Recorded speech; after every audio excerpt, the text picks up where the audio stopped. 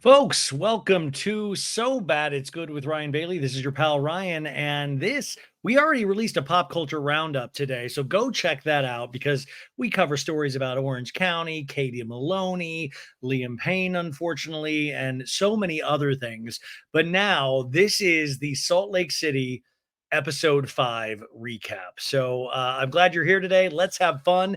This show is truly bonkers. Like I say it every week. This is a fever dream.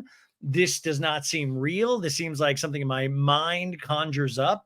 There are so many things this season that I think are just note perfect, but in the most bizarre way possible. I never thought in a million years that I would keep saying, this Mary Cosby, I like the cut of her jib. Oh my God. Mary Cosby in a dance class? Mary Cosby ziplining?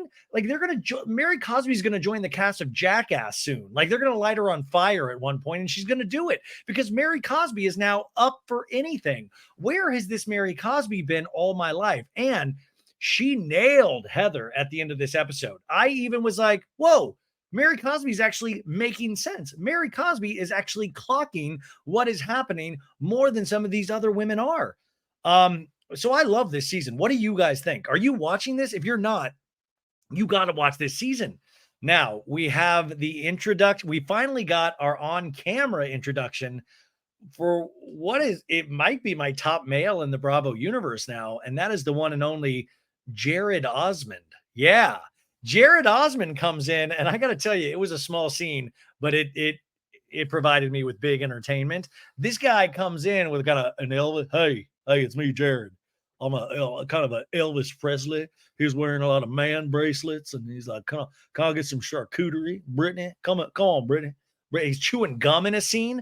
I was like, Jared Osmond, this is A Star Is Born. I haven't felt this way since I saw Bradley Cooper in A Star Is Born. I need Jared Osmond to grow a beard.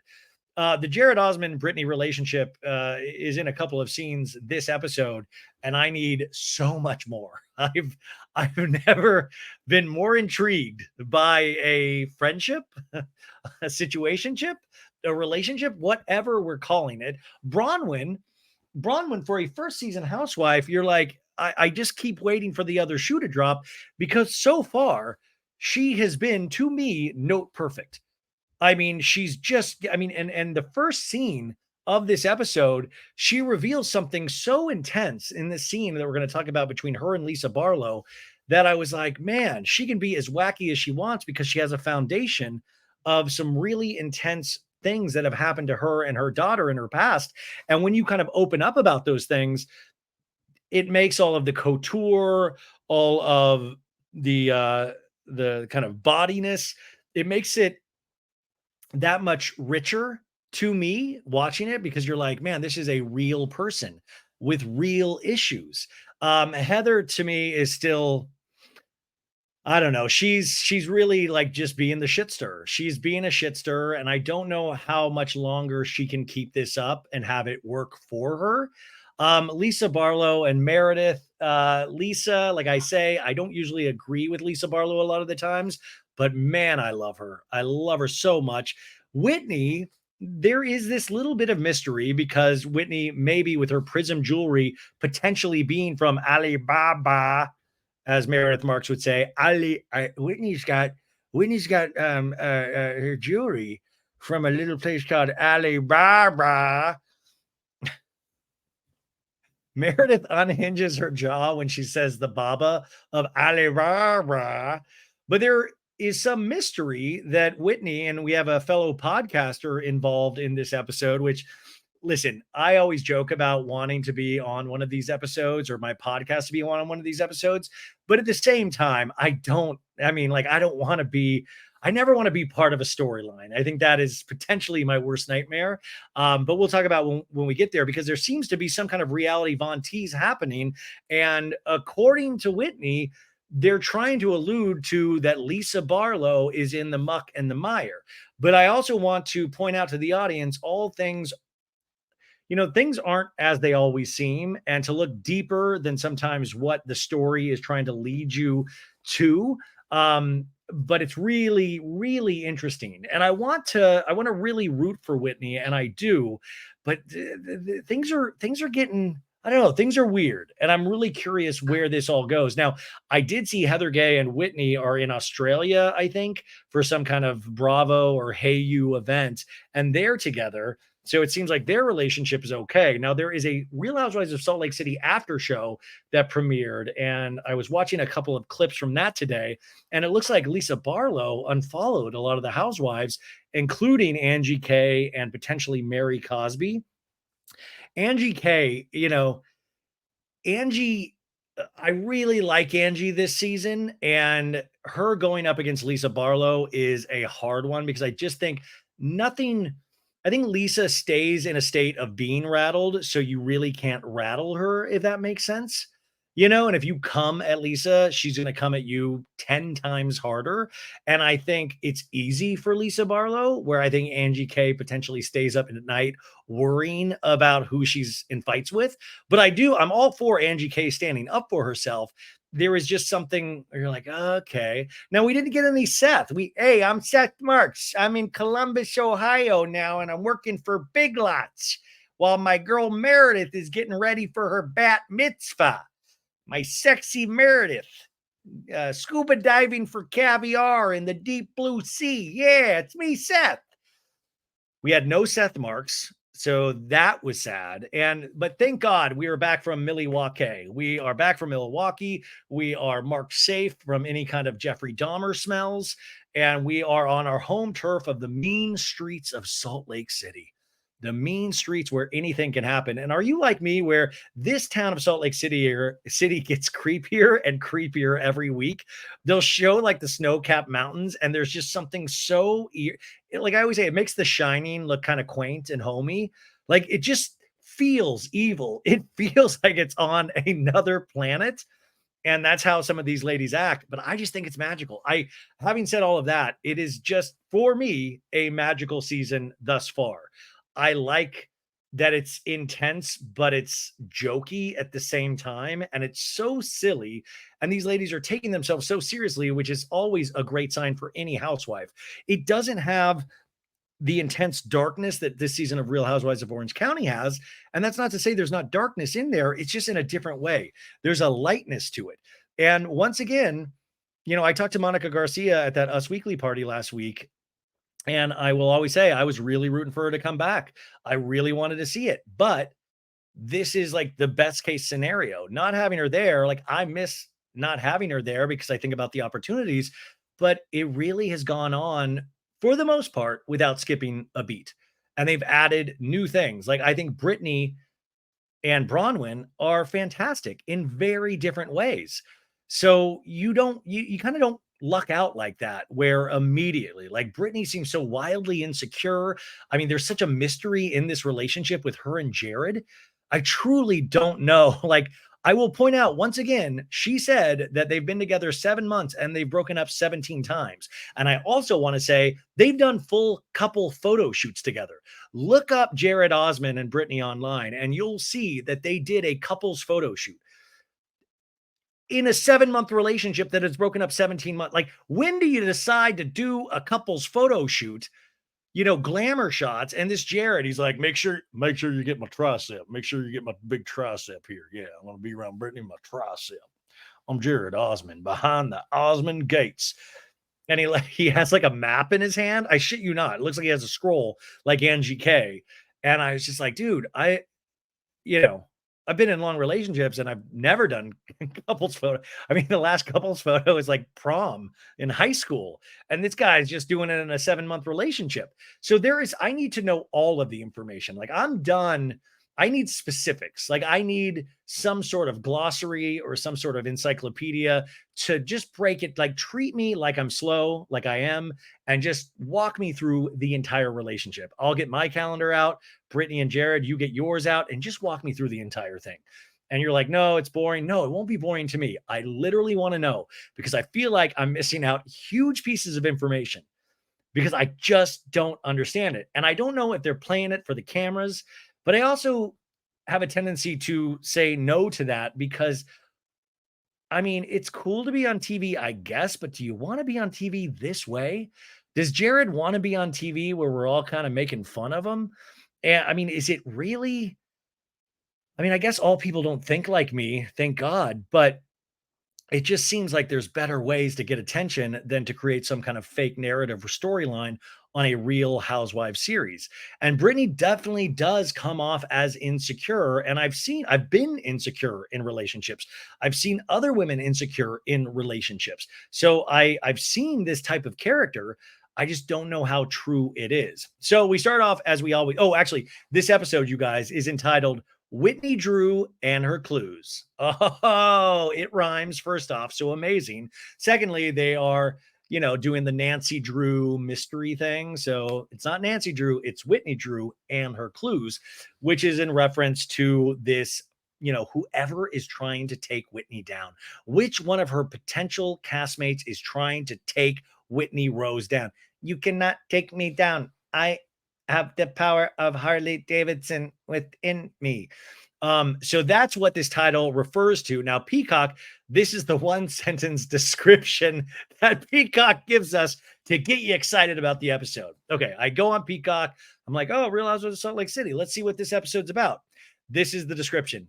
The women settle back into life in Salt Lake City. Whoa! Hell yeah, count me in. Settling in? Yeah, I'll watch that. Settling back in from the streets of Milwaukee. So we hear Lisa Barlow go, previously on the Real Housewives of Salt Lake City. And we see everybody screaming, Milwaukee, Milwaukee. And we see that guy going, Miller High Life, the champagne of beers. And Mary Cosby's like, what year is it? And then we have Brittany at the Harley Davidson Museum saying, Jared and I, we are broken up. Big announcement. And Lisa's like, I love this. Yay. And, Mary's like, oh, Lord. Oh, boy. And then Lisa arguing with Angie at the Harley Davidson Museum from last week going, I don't think you've been a good friend to me lately. And Angie K has stood up. Angie K is like, she kicked her chair over. She's like, kick. And she stands up. Her breasticles are like, out. And Whitney's like, where were you this morning, Lisa? And Lisa Barlow goes, call Electra. Wait, isn't that what you do? Hold on, it's Electra. And that's a low blow because what Lisa is saying is that she uses her daughter as an excuse to get off the phone with Lisa Barlow. Now, if any close friends of Lisa Barlow are listening to this show right now, please joke around with Lisa. And next time you're on the phone with her, go, gotta go. Electra needs me. Gotta go.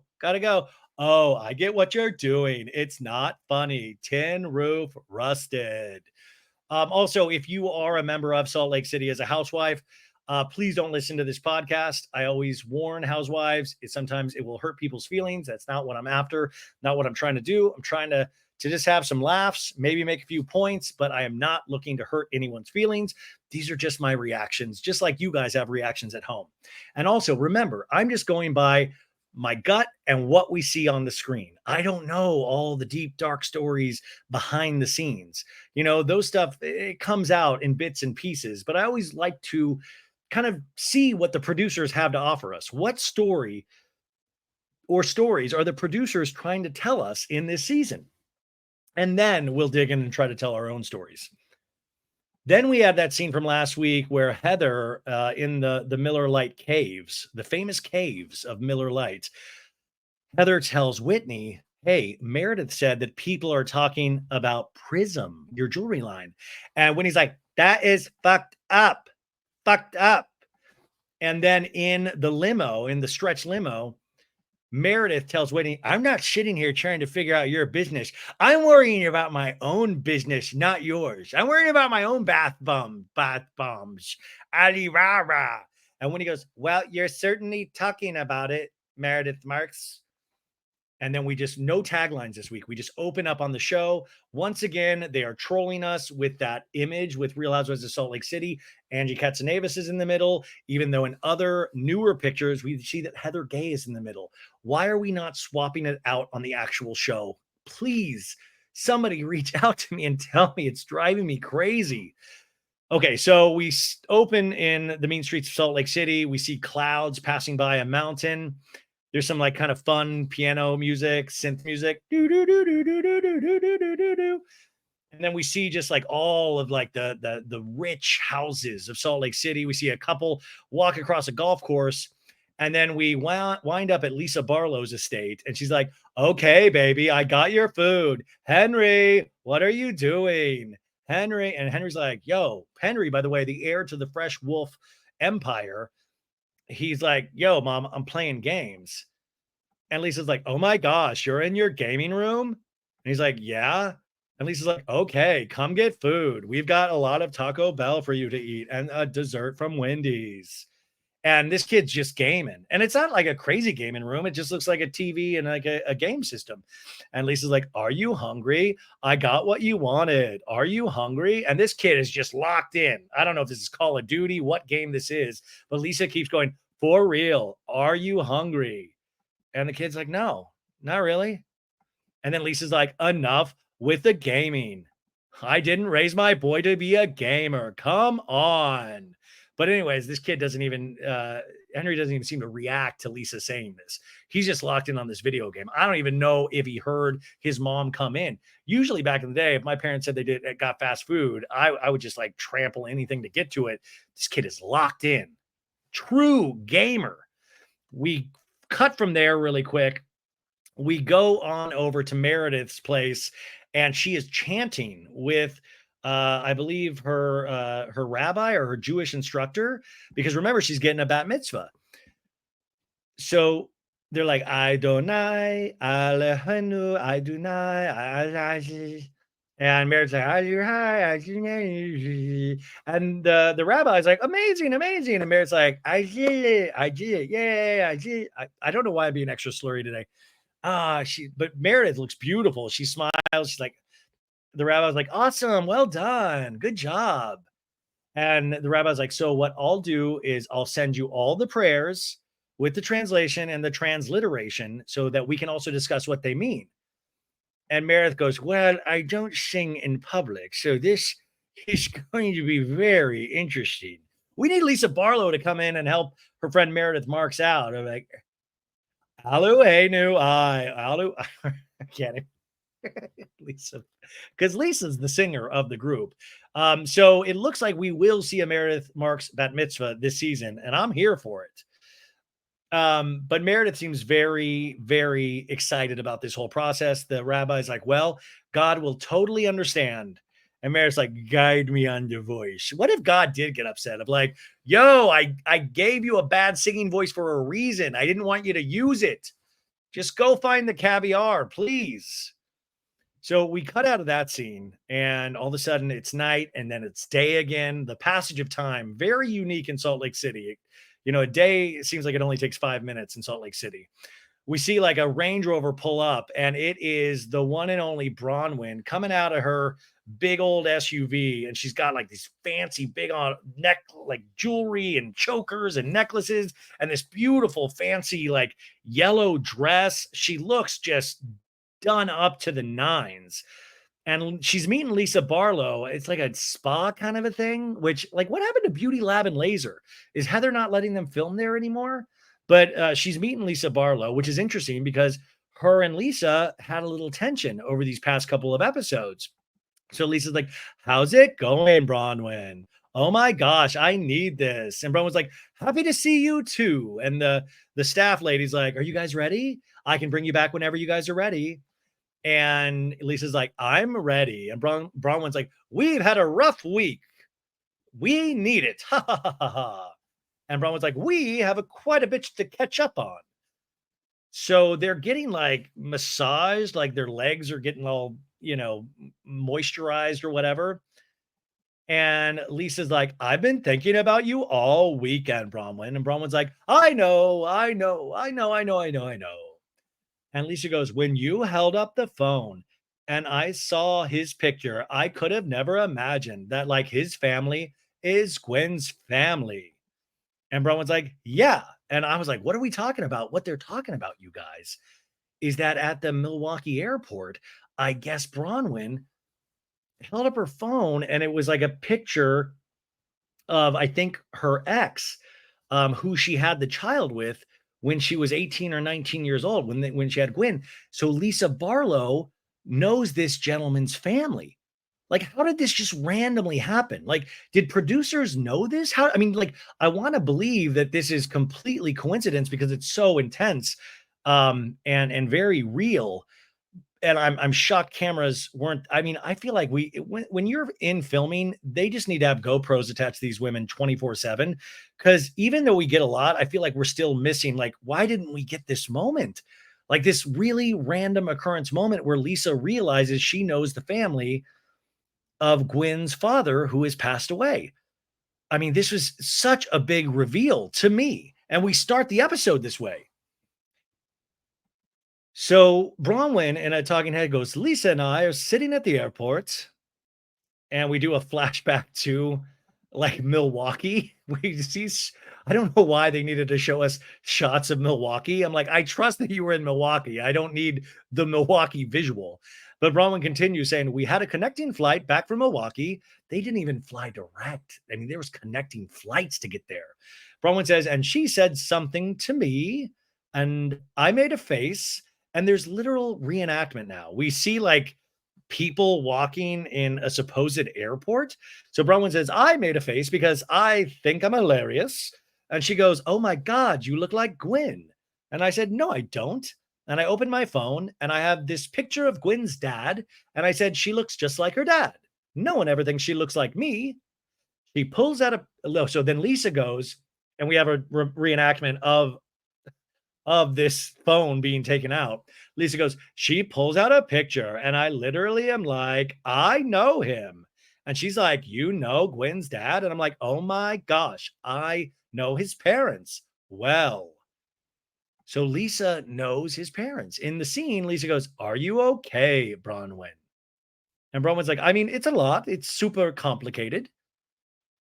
In a talking head, she says, I got pregnant with Gwen when I was 19, turning 20. And we see a picture of Bronwyn 22 and Gwen 2.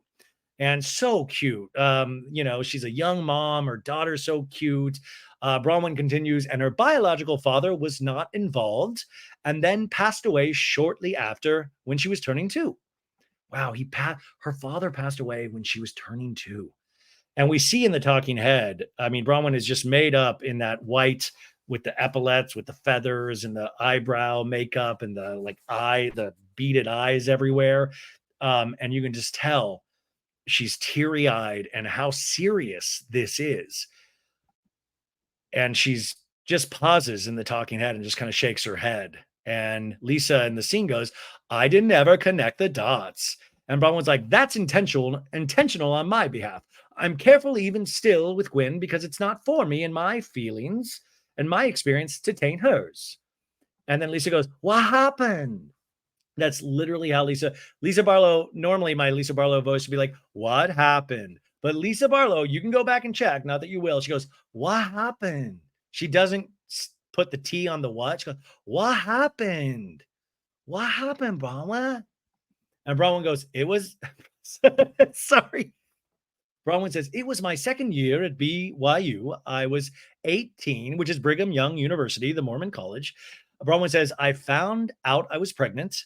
And so he and I went to his parents' house and I told them. And Lisa's like, I literally can't imagine. And Bronwyn's like, it wasn't a pleasant conversation with them. In a talking head, Bronwyn says his family lives in a very small town, and I would say probably everybody in that town is Mormon. His family absolutely is. So they were very shocked by this information. In the scene, Bronwyn says, I took a fair amount of the blame that night. Yeah, which is words I won't repeat, but you know what the connotation is, right? And Lisa's like, yep. And Bronwyn's like, they were not supportive. I can just say that. And Lisa's just taking this in. Bronwyn says, but it was a conversation that deeply hurt me. In a talking head, Bronwyn says, very quickly, the conversation shifted to that I was awful and damaged and disgraced and shameful. Bronwyn says, I think what they would have preferred is that I'd said I was doing study abroad and went and just quietly had my pregnancy and had the baby adopted. And Lisa's like, did they come right out and say that? And Bronwyn kind of pierces her lips and just shakes her head of like, yep. Mm-hmm. Bronwyn says, I left there knowing I was going to do this by myself. And Lisa's like, wow, what happened? Wow. Bronwyn says, I was very clear on that. Yes. And Lisa goes, wow, how did he feel? And Bronwyn says, I think he had decided it wasn't something he was going to be a part of. So I moved home. And Lisa's like, how did your family handle it? And Bronwyn's was like, they were not jazzed about it either. And Lisa's like, I get Utah Jazz ticket. No, she didn't say that. But Bronwyn says, they were not jazzed about it either. No, they were not. My dad was the recorder at the temple in Oakland at the time, which is also not a position you want to be welcoming home your single pregnant child, right? And Lisa's like, it's a lot. And Brown's like, it's embarrassing for my family. It was never embarrassing for me. I frankly didn't have time to be embarrassed about it. And Lisa goes, but like Bronwyn, this is so much on a young 19-year-old girl. Bronwyn says, it very much strained my relationship with my mom for a long time afterwards, a long time. It is a total mind fuck to think this is the best thing I've ever done, and so many people thought it was the worst. And she's tearing up. She says, so many people thought it was the worst thing I've ever done. And I didn't know what was going to happen with her dad. I thought there was no way that this person can know I have a child somewhere and someday not come for her, right? Someday. And, it's like someday, someday did not register. And Lisa's like, did they not know? And Bronwyn says, no, my dad called Gwyn's dad and her, I guess, grandparents, and I'm still waiting for a phone call back. And she's kind of smiling but tearing up through this entire thing. And Bronwyn says she's going to be 18 in a couple months, And Lisa kind of has one tear droplet on her left eye that she's kind of poking at. Bronwyn continues, and when Gwyn was 18 months or 2 at the time, I found on Facebook, I saw someone had commented on an obituary with a picture of Gwyn's dad on it. And now Lisa's crying. She's like, my heart breaks for all of you. I mean, this is, my silly voices aside, what a powerful scene. And, this is where I think a housewife really earns her stripes, sharing something this real, because think about that. An 18, 19-year-old girl getting pregnant and then having this family kind of disavow her and this child. And then the man dying, 3 years later, never getting to meet his daughter, never getting to make amends, and that they still have not been a part of Gwyn's life. And for Bronwyn saying, I don't want my experience to taint my daughters. I mean, there is so much that Bronwyn must have gone through or must go through on a daily basis to make sense of this in her head. And isn't that always seem to be the case, is that you make the woman into being the shrew, the slut, the whore, the temptress. I bet she tried to have that. That's how it is. Or that's how, parents of boys will try to potentially make sense of it for themselves because they can't believe their dear son has done this. So it's always easier, right, to blame the woman potentially. But you just think, man, and this is before she's in the relationship with her current husband, where she, gets all of these beautiful baubles and outfits and cars and all of this stuff. So you have to imagine what it was like for her raising Gwyn by herself. And I'm sure her family was a big part of it as well. But even having to reconcile this with her family, it affected her and her mom's relationship for so long. And I thought that was such a powerful line of, the best thing I ever did was what a lot of people thought was such a horrible thing that I did. And it just goes to show you what a strong internal clock that Bronwyn has. I mean, from what I can read on this show, it just seems like what a strong person. I mean, this is Bronwyn. You better watch out, Bronwyn. I think I might be falling in love with you as a housewife. I think this might have sealed the deal. I was already loving the costumes. I mean, the couture, loved the hot dog outfit, but this it had my heart. I mean, I got all teary. And to find out through a Facebook post, which I had so many more I hope I get to talk to Bronwyn someday, because I had so many questions about this, because a lot of people will kind of cyber stalk their exes. And so I would, obviously she didn't if this was just a random thing. And I just think about that on the other side too of not reaching out. And then I'm not sure how this man died, but knowing that he had a daughter for 2 years before he passed and not reaching out or not making this right at some point. I mean, I know this is a strong religious background, and it's not. I mean, all religions have aspects of this that can create these kind of situations. But I just don't believe this is what God would encourage in any sort of way. But I mean, if it takes a reality show to make things right, I mean, that's bizarre in its own way, right? So Lisa says, "My heart breaks for all of you," and she's crying. In a talking head, she says, "I was with Gwen's dad's family after he passed, and I know how devastating it is from her side, from their side, and then to hear it from Bronwyn's side.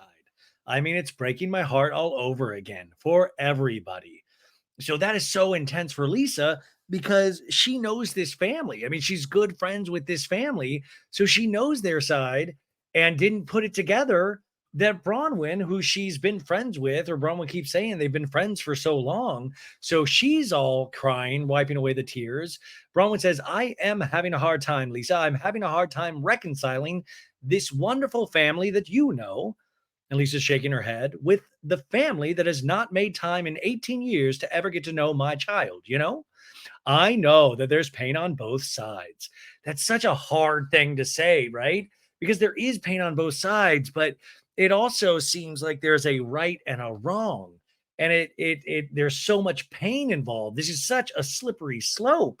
And, it's just brutal. And Bronwyn hears Lisa say this and say, "Yeah, of course."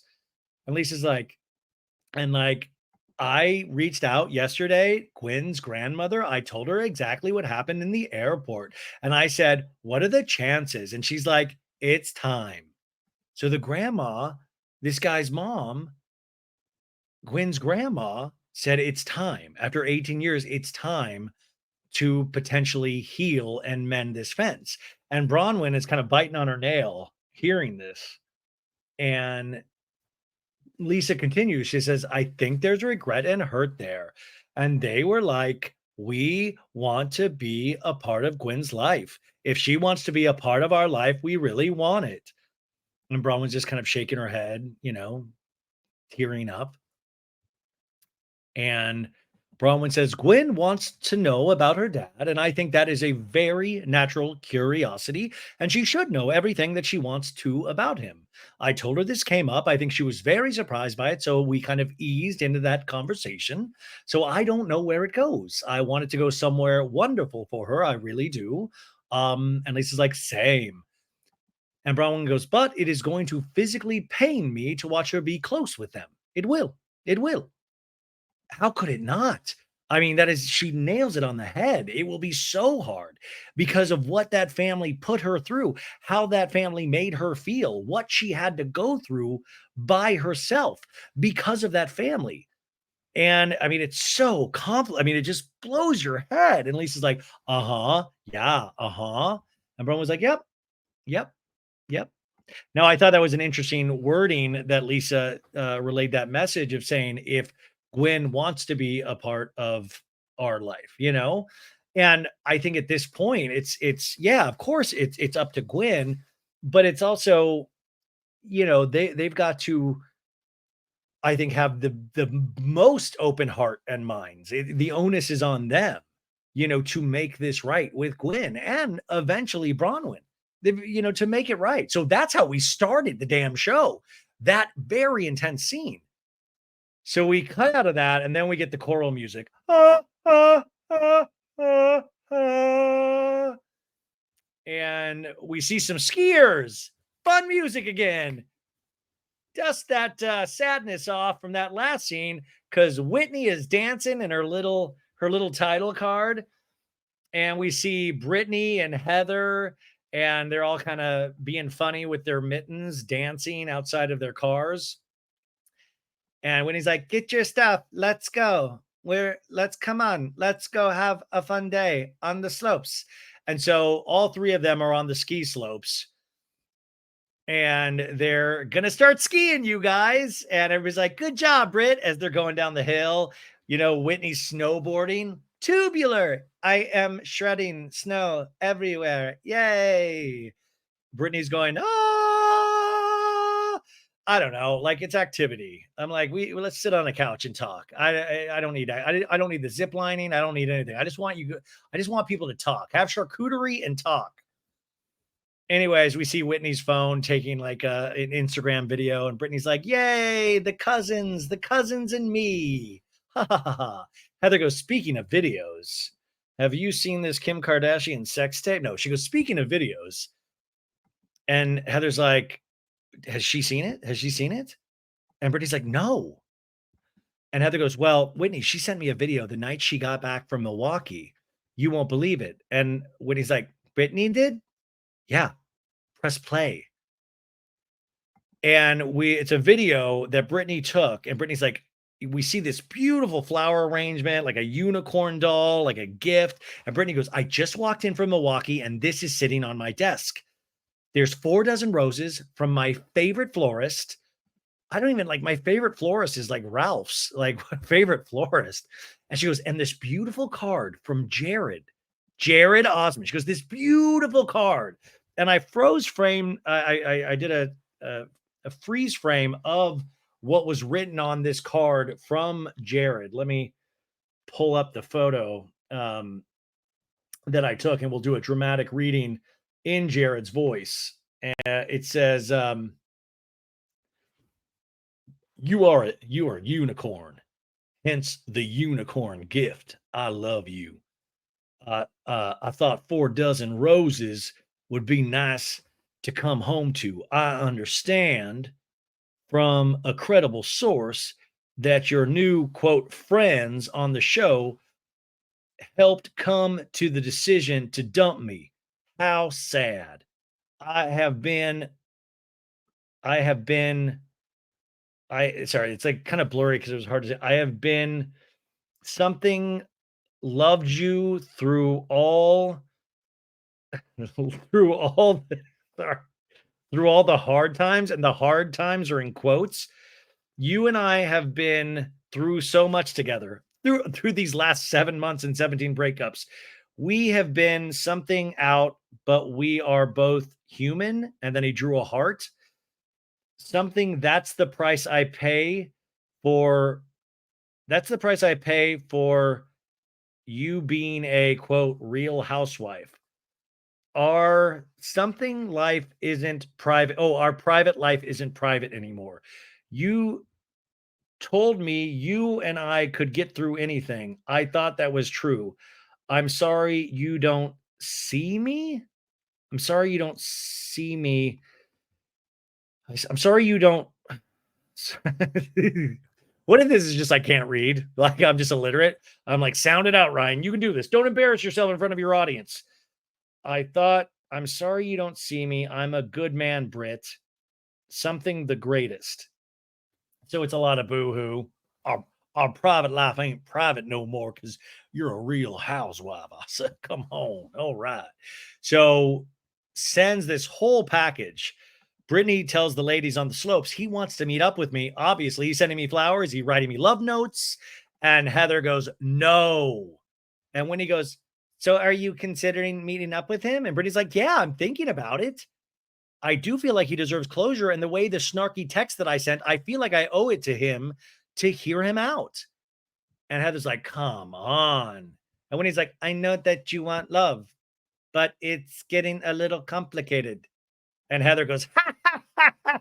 And when he goes, because 1 minute we're all pro Jared. And Brittany's like, not everyone was pro Jared. I'll tell you that. Lisa was so anti-Jared, it really affected what I did, and maybe it was for the best. But then I think she's just way too invested in my personal life. It's almost like she's on a show called The Real Housewives. Brittany says, I feel a little bit bothered by that, you know? When he goes, I'm really upset too and hurt by Lisa right now. And Brittany's like, why? Are you dating Jared as well? And she goes, she gave me the biggest F you ever. And everybody's like, what? After we got home from our trip, Charles from the Kin Hotel called me. And we see a flashback of the guy calling Whitney. And the guy's like, the staff came to me and said that they found a little box. It was a little cream colored box with a gold necklace. And Whitney's like, does it say Prism on the box? And he goes, yes. And then she goes, what room was it in? And he goes, 406. Whitney tells the other ladies on the slope, it was Lisa Barlow's room. Heather has the zoinks face. Brittany has the zoinks face, like zoinks. So that gift she gave at the Harley Davidson Museum of like, I got you all some jewelry, and I know some of you might not want it but it's from my heart. They're like, what? Lisa Barlow left it behind for the maid, for the housekeepers. When he goes, here's the thing, I was going hard for Meredith that night because why are you talking about my business? And Heather goes, but Lisa told Meredith about it. And Whitney's like, what? And Heather goes, Lisa's who told Meredith about it, about Alibaba. And Whitney's like, Lisa told Meredith about it? And Heather goes, yeah, Lisa told Meredith. Meredith told me. I told you. This is Heather Gay. Those like wheels turning, the shit stirring wheels just turning in her head, just being that like the evil middleman here.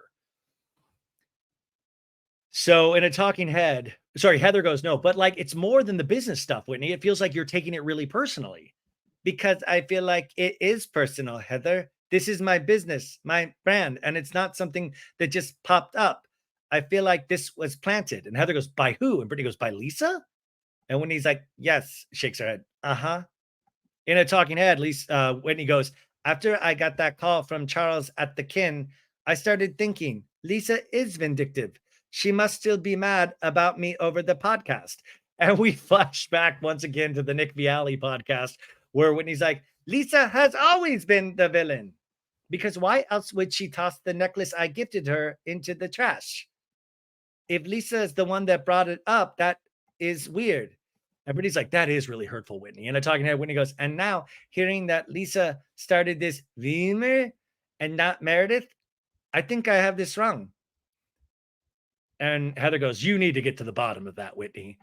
I need to get to the bottom of all of it. I will put on my Detective Doute hat, and I will get to the bottom of it if it kills me. All I know is my jewelry is not from Alibaba. Okay, first off, about the Alibaba of it all. I mean, listen, I don't know how I don't buy jewelry a lot. So isn't this what a lot of people do, is buy from these like Chinese sellers and then just mark up the prices? Isn't that, but I mean, I still don't fully understand this. And I feel like Whitney kind of was like, that's what people in business do. We work with third-party vendors like Alibaba, right? But also, if you're going to do this, change up the fucking photo at least. Like the photo on the Alibaba website and the photo on the Prism website was the same damn photo. If you're going to do this, make it like, don't use the same damn photo. Like buy a bunch of the necklaces and pose the necklaces in a different photo, for the love of God. Like she didn't do herself any favors there, right?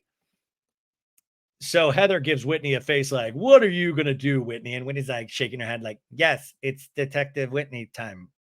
It's on like donkey. Okay, so this next scene is at Mary Cosby's place. And I'm going to read a little bit from an article just to give you a little bit of context for what I think we potentially see in this scene and what we've seen from Robert Jr. This season thus far. And even in the trailer for the season, we see that Mary, has a very tearful scene with her son. And it's obvious her son is struggling. And I want everybody to have, as open of hearts as possible, and a lot of empathy about this. But this is from the U.S. Sun, which is a little tabloidy, but this says, according to documents obtained by the U.S. Sun, Robert Jr. is currently in an inpatient treatment facility in California. His attorney informed the judge overseeing his DUI case that he couldn't appear for an August 15th hearing because he was seeking treatment. It's unclear when he checked in or what specific treatment he was seeking. However, documents indicate he entered the facility sometime after July 19th. According to earlier court records from July, Robert seemed to have been struggling with issues relating to drug abuse. Records indicate he did complete certain aspects of his court order, like a 10-day detox treatment and home confinement. However, a report was filed that he was non-compliant with other aspects relating to alcohol testing and substance abuse treatment. Back in May, court records state that Robert Jr. tested positive for cocaine, fentanyl, and THC when he was initially ordered to enter an inpatient treatment facility. The initial DUI charge stems from an incident back in March of 2022. During that arrest, Robert Jr. did not have a driver's license and was caught throwing cans of beer into a dumpster. He denied drinking alcohol, but he admitted he recently had taken some Oxycontin, Xanax, and smoked marijuana, according to court records. He failed field sobriety tests and was charged for driving under the influence. So that's really heavy stuff. And, I've been hinting at that. And I think a lot of you guys already knew that. But for those that didn't, I wanted to share that that's what Robert Jr. has been going through. And I think these scenes in which he's calling his mom, asking for money, and just seems so out of it. And obviously, this is what's going on. This is what's happening. It's not just some lazy kid, it's a kid that's struggling with an addiction. Anyways, at the house, Mary's like, Robert. And we see Robert Jr.'s bedroom door. And the only reason I know that is because there's big brown lettering over the door that says Robert Jr. So he'll never get lost. He knows where his room is. But Mary's like, Robert. And then Robert opens the door and kind of slowly walks out. And he's like, kind of half eyes open. And Mary's like, you good, babe? And he's like, uh-huh.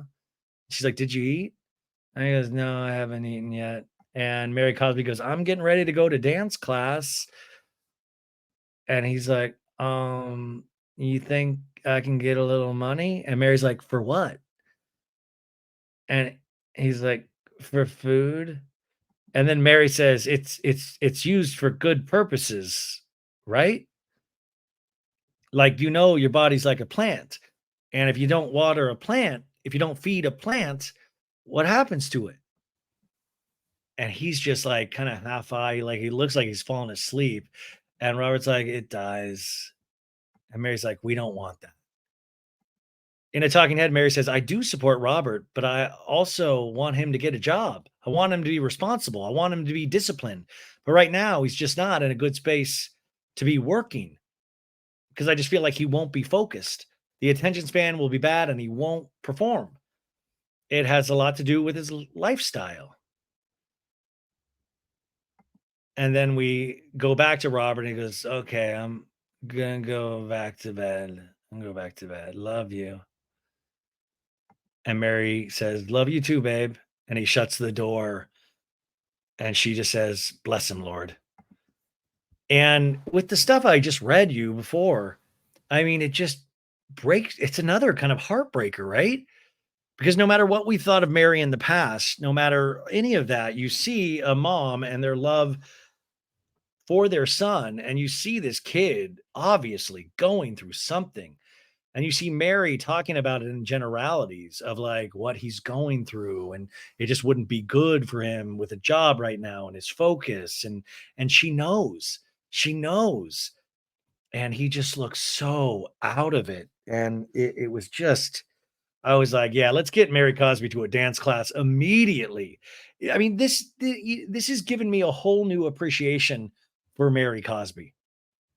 It just has. There's no jokes. I mean, that's a very real thing. But we get to Angie K pulling up in what looks like, is this like a white Ferrari or a Porsche or something? And she rings up to Mary, and Angie's like, Angie goes, your charity awaits, my lady, which I think she meant to say your chariot awaits, but classic Angie K. That's the Greek way. Your charity awaits, my lady. I love it. I love that she thinks she's saying chariot, but says charity. Anyways, Mary's like, I'll be right out. So Mary comes in and is like, hey, how are you? And then Mary's like, my pants are so tight. I got to find a way to maneuver. And then Mary gets into her car, this fancy car, and goes, it smells like onions in here. And Angie's like, oh God, no, it doesn't. You hate onions. And Mary's like, did you have onions? And she's like, no, I didn't have onions. Of course, Mary Cosby, the eye of a the nose of a hunting dog. Her dad smelled Jeffrey Dahmer. Mary smells hospital. And now she smells onions. And I know, I mean, this Angie K is going to get rid of this Ferrari. She's going to get rid of it. She's like, it's done. It smells like onions, according to Mary Cosby. Anyways, they go to Millennium Dance Company. And I was like, oh my God, are we really seeing Mary Cosby in a dance class? The dance teacher is like, hey, we're going to start with a bounce because we are doing some hip hop today. And then Angie runs over to hug one of the girls taking the class. And he's like, good to see you. This is going to be so fun. And a tongue in hand, Angie K goes, well, this really shows Mary and I's level of expertise in the dance department. We are in a dance class with Georgia Gay, who is a teenager, and it's Heather Gay's daughter. And Angie's like, you're going to have to help me. And Mary Cosby kind of comes in and she kind of smiles. And Angie's like, you got to help me. Like, I'm your mom. And Angie says, I'd like to think I'm a younger version of Jennifer Grey, but I don't even think these kids are old enough to watch Dirty Dancing. I mean, that's so true, right? We've got to teach kids the classics. If they don't know that final scene of Patrick Swayze in his like black little outfit, doing the snap and dancing with Jennifer Grey, come on, that's iconic movie making. So, anyways, the dance instructor's like, okay, go in, go out, single, single, double, double. And Angie's like getting it. And Mary Cosby's kind of just throwing her body around. But I got to say, it's not horrible. It's not the worst thing I've ever seen. I mean, but would you ever think you'd see a day where Mary Cosby actually participated? Not, in anything, let alone a dance class? Mary Cosby just smelled onions and now is in a dance class. It's amazing. Anyways, we cut to Heather Gay walking into this Purify Wellness Center, right? And Purify Wellness Center, right? And Heather says it should be for 2 for the salt caves. I was like, what is it with caves this season? We just had the Miller Lite caves in Milwaukee, and now we're at the salt caves of Salt Lake City. And Lisa Barlow is meeting Heather there, and they do their pleasantries. And Heather's like, are you ready to do the salt cave? And Lisa's like, yeah, I probably need it. And the lady takes her back, and Lisa's like, can you tell us about it too? Like, this is so cool. I didn't even know we had these here. And the lady working there goes, so this room is made out of 16 tons of Himalayan salt. And we see this like beautiful, like yellow and gold room. And Lisa's like, what do you mean? Like, this brick is salt? And the lady's like, yeah, all the brick, it's all salt. And Lisa's like, who even thinks this up? Oh my God. And by the way, Lisa Barlow is eating some form of candy. Like, who even thinks this up? I've got to eat this Zagnut bar right now. The lady continues, well, there's a negative ion healing effect that happens in your body. So it's super grounding and relaxing just to be sitting in this room. And then Lisa goes, may I get some tea? And it's like, do you want some, Heather? And Heather's like, yeah. And the lady's like, I was just telling you about ions. And now you're like, I'm like an errand boy. I was shocked. Lisa was like, can you get me a Diet Coke and a burrito, please? So Heather's like, I'm scared to get in this thing. And they're walking on this like kind of salt, like it just feels like salt. And they're like, oh my God, it's chilly. It's cold. This is crazy. Salt. And Heather's like, oh my God, this is so much different than the Costco Himalayan sea salt that I buy in bulk. Dun dun dun. Rim shot. Tip your waitresses, ladies and gentlemen. And Lisa's like, this feels so good on my feet. The lady brings in the tea for the ladies. And then the lady goes, ladies, be careful not to spill the tea on the salt because it will dissolve the salt. And Lisa's like, oh my God. Oh my God. Wow. And I just imagine just Lisa completely ruining the salt caves. So Lisa burns herself on the hot tea. They laugh. I have no more taste buds on my tongue. I will not be able to taste my Wendy's later. We flash over to that dance class again, and the teacher's like, jam it out, jam it out, jam it on the one. And Mary Cosby's just kind of, yeah, feel it, feel the vibration. It's such a good vibration. Come on, come on, come on. Mary did good. Anyways, all the people leave, except for Mary and Angie K. This is one of those scenes that I love where they do an activity, everybody leaves, and then they stay. You know, it's like people have lives. Let the people close up the room. They're like, hey, let's do a scene in here after everybody leaves. So Angie tells Mary, hey, I feel like we haven't talked since the trip. I don't know if you had fun, Mary. And Mary's like, I had fun. You know, I love the trip. Angie goes, I left there just really emotional. And Mary's like, well, you did have a little blow up and you smell like onions. And Angie's like, yeah, Mary, my exchange with Lisa was so bad.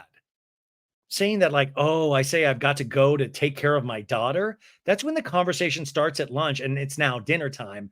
I mean, I'm a committed mother. I'm home for my daughter. I'm there for my daughter because my mom wasn't there for me. And for her to bring that up, that was like, that was low. In a talking head, Angie K goes, Lisa's had a problem with every single one of her friends. She's had a problem with Jen, Heather, Meredith, Whitney, Angie H, Monica, Mary, Angie K, and now me, Angie K. And they put up pictures of all of these ladies, which, by the way, we got a shot of Jen Shaw and a shot of Monica Garcia. So they are still with us. And we found out that Jen Shaw keeps getting time cut off of her prison sentence. So she could be back on our TV screens by 2027, potentially. The Menendez brothers are potentially free by the end of the year. And now Jen Shaw will be free earlier as well. Do you want to see her back on Salt Lake? I don't know. Anyways, also, Angie, yeah, she's had a problem with all these people, but in the world of Housewives, that's considered good. Angie's like, there's a reason no one can keep Lisa happy. She's impossible. In the scene, she goes, Mary, we were like sisters. We talked multiple times a day, and now I don't hear from her anymore. And Heather's telling me it's because of me. I love watching Mary Cosby listen. She's just like, I can't tell if she's actually listening or if she's like somewhere else, but I'm gonna give her the benefit of the doubt and say she's fully listening. And Mary's like, what? And Angie's like, yeah, Heather's blaming me that I pulled away or I'm not calling Lisa as much. She's totally siding with Lisa. And I'm like, is Mary picking up on this? Now we go back to the salt caves and Lisa's like, how do you feel after the trip? And Heather's like, I haven't recovered yet, you know? The Harley Museum was so weird, you know? And Heather goes, I feel like Angie is changing the terms of your friendship. Here's shitster Heather going, here it is. Heather goes, like, I feel like she's challenging you unnecessarily, Lisa. And then we flash back to that dinner scene where Angie's pointing at Lisa going, you don't like that I'm not doing whatever you want me to do. And Lisa going, I don't give a fuck what you do. Tin Row Frosted. Yes, you do. Don't do this to me, you fucking bitch. And that's when Angie K stands up, goes, I'm fucking pissed at you. The Greek anger, like coursing through her veins. At the salt cave, Lisa goes, thank you. I feel that too. And Heather's like, I don't like the way she's treating you. And Lisa's like, hell yeah, girl. And Lisa's like, it feels shitty. I'll tell you that much. And Heather's like, I think it feels shitty too. Like she was upset. I mean, after Harley Davidson, we talked the next morning and she like threw out some jabs. And Lisa's like what? Lisa can't pronounce the T's on wa. Like what? Like what? Like what? Like what? Heather goes, she was being mean, Lisa. She said, my daughter needs me. Like she's just not in the room playing video games. And then we flash back to that hotel room where they're both on a bed and Heather's like shaking her head like she's like really empathizing with Angie K. And Angie's like, I think the biggest thing that hit me last night, Heather, was Lisa saying that I'm not a good friend. And then for her to bring up that I hang up with her because I use, oh, I've got to go, Electra needs me. My daughter does need me. She needs a present mother. Like I don't let her sit on a fucking game till 2 a.m. And we see Heather going, oh. So Heather doing that classic Housewives thing of just collecting information. How do these ladies still fall for it? Like Angie, like, you know that she's going to run and tell Lisa. Like, that's how this all works. Like, do these ladies realize or do they still get fooled episode in, episode out of like, I'm talking to my good friend Heather and she'll keep this in the vault? No. Angie's like, so I can like leave the computer as a fucking babysitter.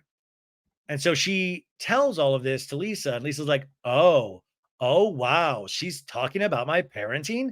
I'm like a great mom. What is she talking about? And Heather goes, it felt like a dig. Yeah, that sounds like a big dig. And Heather goes, it felt like Electra requires more than Henry and you don't understand that. And she can't take time away from Electra to be your friend. Dude, Heather, just the wording, the verbiage she's using is soups shitty. And Lisa goes, you know what? If I'm a shit mom, my kids are doing pretty good for having this shitty mother. I love Lisa, even in times of tragedy, will point out how amazing of a mother she is. Heather in a talking head goes, I think I could have gone my whole life and never told Lisa what Angie said. But I thought what Angie said was mean and was not indicative of the way that I've known Angie to feel about Lisa. So I will now throw Angie completely under the bus. She goes, and it just felt like something Lisa should know. And we're also on a show called Real Housewives. Lisa goes, she can take the Mother of the Year award. That's a fucking low blow. Like, I'm actually really fucking mad right now. She starts tearing up. I'm really fucking mad right now. I'm going to destroy this salt cave. In a talking head, Lisa goes, I am constantly criticized by people that don't even know me about how I am as a mother because I'm a public figure. So to have someone that you consider to be a close friend judge you for how you are as a mom is like the worst cut. And she's tearing up in the talking head. So many tearing up scenes lately in across the board on Housewives. Back in the salt caves, Lisa's like, I do everything for my kids with my kids. For her to say that is so fucking rude. Heather goes, I think you need to get to the root of it with Angie. Like, what is your issue with you? This is like that Iago and Othello, like Iago in Othello's ear of like, I think you need to go talk to Angie K and tell her how you feel. I've put the wheels in motion. All you have to do is talk to her. What is her issue with you, Lisa? It's not just personality critiques or friendship critiques. Like, she's coming after you, and I don't know why. And Lisa's like, and neither do I. Neither do I. And then they just stare at each other. Neither do I. And how shady of the production to start this whole episode with Henry, her son, gaming, going, I got you food. Come eat. Get off the game. So it like literally sets this conversation up that this kid is potentially always gaming. Now, listen, I think Lisa, we've all seen, is a fantastic mother. She might be a different mother than other mothers. Everybody mothers differently, but she is mothering, right? In the best way possible. Anyways, we're now in a car with Whitney and Justin and Bobby, her daughter, who is all good. She survived. She had a real like close call, was in the emergency room, but she's all better now, which is great. So she's taking her daughter to soccer with her husband Justin in the car, and she's like, "Are you ready for soccer?" And Bobby's like, "Always." And when he's like, "Has anyone noticed that about my 7 new piercings in my earlobe?"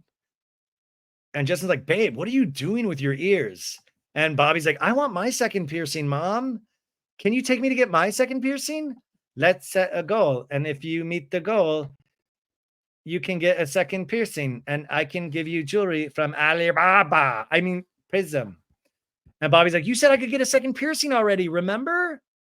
And Whitney's like, "Yes." In a talking head, Whitney's like, "Yes, I get this. She's 14 and she's growing up." So they drop Bobby off, like, have fun at soccer. All of her friends have piercings, but it's like the wholesomeness and the virtue of being a little kid. I think I'm just trying to like hold on to that as long as I can. So now Whitney and Justin are in the car alone together. And she's like, I still can't believe that we moved into a home that has the view of a temple from most of the windows. Hey, but it raises your property value. Anyways, Whitney gets a text like, and Whitney's like, oh, it's Adam. And she answers, she goes, hello. And Adam's like, hey, how's it going? And by the way, you guys, this is Adam Newell. This is Up and Adam. He has a podcast called Up and Adam. He's huge on YouTube. I've done his YouTube show a bunch. He lives in Charleston now. I think I might see him next week. But this is the podcaster that Whitney is talking to. Now, I talked to Adam today, and I'll let Adam tell his story about all of this. He probably already has. But he told me that I was like, oh, I think I'm involved in some storyline, and it sounded potentially like a nightmare. So I love that Whitney reached out to Adam to like try to find out information. This is the shit that like upsets my stomach. Like I always said, I don't have the constitution for this stuff. I can't play in the sandbox. Like this would be too much on my nervous system. But when he's like, how's it going, Adam? And I was like, oh my God. So I was calling you because I didn't realize that it was somebody that you're close to who was putting the information out. Whitney in a talking head goes, Adam is a casual. I love the casual, a casual friend of mine who is also a podcaster. And he is friends with the person that runs the account that posted that Prism's jewelry comes from Alibaba. So, and they put up the photos, Alibaba and Prism, same fucking photo. When he goes, so I asked Adam to reach out to the account to see if he could find out who fed this story because I have my suspicions, but I need the proof. Whitney Drew on the case. And when he's like, just tell me, what was your conversation? Because this is my business, my brand, my reputation. Adam goes, I was trying to do my best to figure out who this person was. And they said it definitely somebody in your group. And I said, can you tell me who it is? They said, well, I can't tell you who it is, but you can ask me questions. Like, what is this? The fucking Riddler on Batman? Like, I'll tell you, but you have to play a game first. Adam goes, and I said, does this person have a jewelry brand? They said, no. I said, does this person have a beauty brand? They said, no. Does this person's name rhyme with Schmonica Schmarcia? No, he didn't say that. And then I said, does this person have a liquor brand? And they said, yes. Dun, dun, dun. And Whitney looks at Justin in the car, and Justin's like, oh my God. And Adam's like, and I was like, oh my God. There's a pause. And Whitney's like, no one in my friend group has a liquor brand besides Lisa Barlow. Well, now Mary Cosby actually is going to have her own Miller High Life brand coming out. So it could be Mary Cosby. But anyway, so this points fingers that Lisa Barlow is behind this. Whitney in a talking head goes, like catching Lisa in this, especially after the outrage at Reality Bantiz. Whitney tells Adam, let me just process this for a minute and I'll reach back out to you. And he's like, talk to you soon. Okay, take care. Bye. And hangs up. Whitney says in a talking head, on one hand, it's like, it's validating, but at the same time, I really didn't want it to be true because it means I have a friendship that potentially was never real in the first place. None of these friendships are real. What are we fucking doing with our lives? No, you guys didn't have a friendship. What, you're castmates. No, of course these friendships aren't real. I mean, my God, if some of these friendships turn out to be real, but no, of course, Lisa Barlow is not your friend. You're not Lisa Barlow's friend. None of you are friends to each other. And by the way, just historically speaking, across the board in reality TV, there's just case after case of horrible friendships that are forced to be in so-called quote unquote friendships for the remainder of their seasons, even though in any real life situation, you would never hang out with these people ever in your life ever again, period. I don't know. Like, this is Adam's story to tell, and there is a story here. And I'm going to just go with what the producers are showing us and telling us. But there seems to be a whole other story behind the scenes with this. And all I'll say is that like I said at the beginning, is maybe don't believe everything that you see and hear. And I hate to be conspiratorial. I hate that shit. But I want to believe what you see on the TV, right? But just because Whitney says it's Lisa Barlow does not necessarily mean it's Lisa Barlow. Take that for whatever you want to take that as. And Whitney tells Justin, holy shit, babe, this is crazy. So we get out of that scene. We see the temple, glorious shots of the temple. And we cut to Brittany casually walking in, swinging her purse into a restaurant. Oh my God, you guys, get ready. This scene is one of my favorites. It's so small and so subtle, yet it was my favorite of the episode. So Brittany walks in to this restaurant, and this lady seats her. It's like, he's right over here. And you guys, it is Jared Osman. And Brittany immediately lights up. And he stands up and he's wearing like this blue checkered blazer. He's got a buttoned up Express for Men shirt with a couple buttons unbuttoned, like classic Jax Taylor from Sir back in the day. And Brittany's like, hi, how are you? And he's chewing gum and he goes, can I have a hug? A little Carl Radke, can I get a hug? Hey, Brittany, can I have a hug? And Brittany's like, yeah, we can hug. And they do one of those soul hugs where he's like, he has his, his cheek on her head, and like he's really feeling it. Like, I can't believe how hard we're hugging right now. You feel this hug? This is a soul hug. This is a behind the gates of Osmond Lane hug. I harness the energy of Donnie and Marie Osmond to give you this soul hug, Brittany, right now. The hug lasts for what I think like 3 minutes. I just wanted somebody to toot really bad, like. Anyways, they pull apart and they just stare at each other, and she's like, ah, and he's like, yeah, you see the power of that hug? And he like pulls away from her. He's like, that's right. He like the thought is like, that's right. As he's chewing on his gum. You feel that hug? Yeah. And Brittany goes, he takes off his jacket and he goes, she goes, how are you? And he sighs and he goes, great. How are you? And Brittany's like, I'm nervous.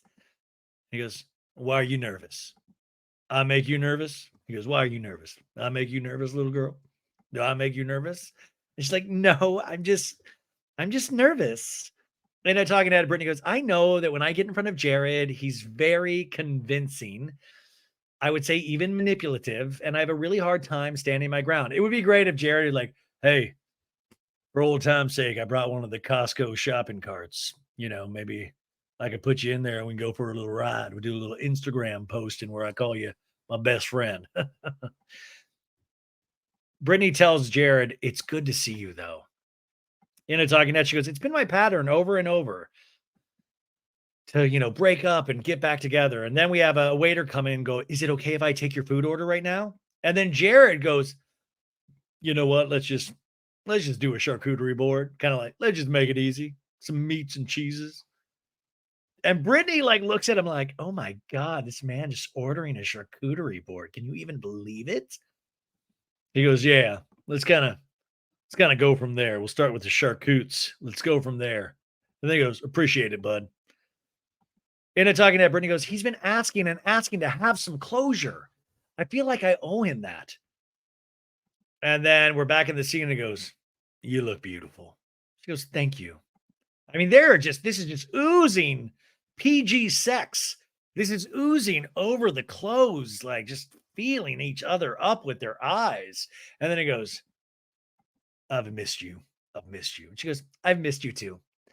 And he goes, yeah, it's a tough transition, to be honest. I didn't see it coming. And Brittany's like, what makes this different than every other breakup? The 17 breakups over 7 months. And he goes, you went to Milwaukee. And when you left, I thought it was all sunshine and roses. And right before the game, you sent me a little video and you said, hey, I'll call you when the game's over, babe. And Brittany's like, yes. Kind of like, yeah, I remember. Well, the next day rolls around. Ghosted me. Like a shot through the heart. And you're to blame. You give love a bad name, Brittany. And then he goes, and then the second night, I get a FaceTime call on your phone. And I'm like, oh, finally. Oh, good. I have a chance to resolve it. I love that he's like, oh, good. It's Brittany calling on FaceTime and I can resolve it. I was currently talking to a brow girl in the DMs, but I'm like, oh, good. I can resolve it. But it turns out it's Lisa Barlow.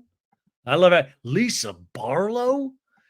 And she's been reading my text messages. And Brittany kind of like goes, oh boy. And he goes, what the hell, Britt? What the hell, Britt? Brittany in a talking head goes, well, on the way home from the drag bar, Lisa grabs my phone and starts messaging Jared.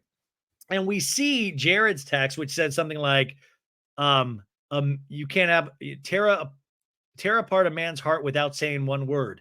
Touche. And then he does the broken heart emoji. This dude knows his way around the emojis. Like he really seems to have a good grasp on emojis. And then Lisa Barlow texting from Brittany's phone goes, hey, I hope you respect the fact that I'm with a bunch of girls on a trip and I'm not tied to my phone every 10 seconds. It feels manipulative when you know that I'm with girls on a trip and you keep texting. And he thumbs down that text message. Britt, I'm going to give this a thumbs down. And then after that message, he does 2 thumbs up emojis. And if you go by Heather Gay's way of 2 thumbs up emoji, that means fuck you. And what does it say here? He says, don't worry about it. And Lisa texts back as Brittany goes, actually, I'm not. I'm good. Send me a dick pic. JK. No, it doesn't put that part. And then Lisa continues and goes, okay, bestie, enough. Because they call each other bestie. And Jared puts a question mark on that text from Lisa Barlow and then writes, unbelievable. In all my days, unbelievable.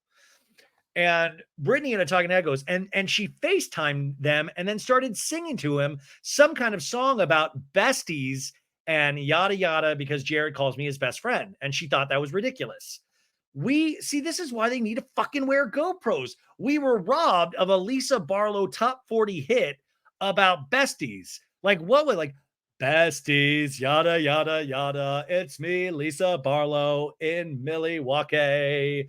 How dare you, bestie? You'll never have Brittany again. 17 times in 7 months, tin roof rusted, yada, yada, bestie. Like we were robbed of a Lisa Barlow original. Jared in the scene goes, Britt, this is what I have a real problem with. Private conversations between people that love each other are private. It sounds like Show Me on the Doll where he touched you, like private conversations between two people, that's private. And, you'll get in real trouble if you tell someone. Brittany in a talking head says, in the moment, I felt appreciative of Lisa because I felt like she's got good intentions and I like that she's looking out for me. But in hindsight, it was terrible for Lisa to let Lisa do that.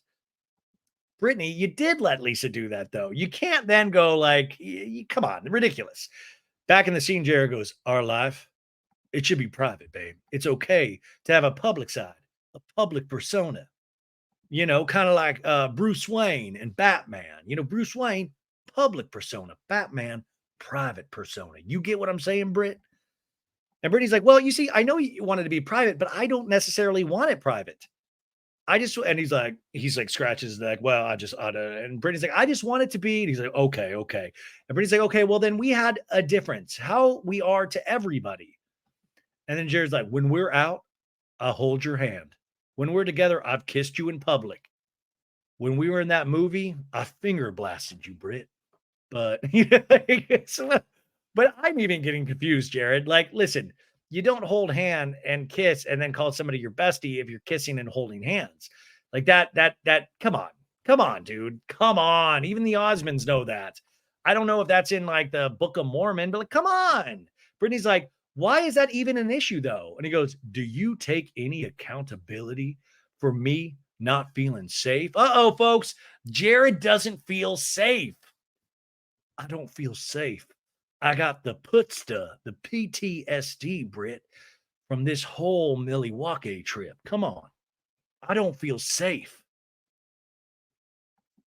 And Brittany says he doesn't ever post about me on social media. He won't get off dating apps. And when we walk by cute girls, he'll drop my hand.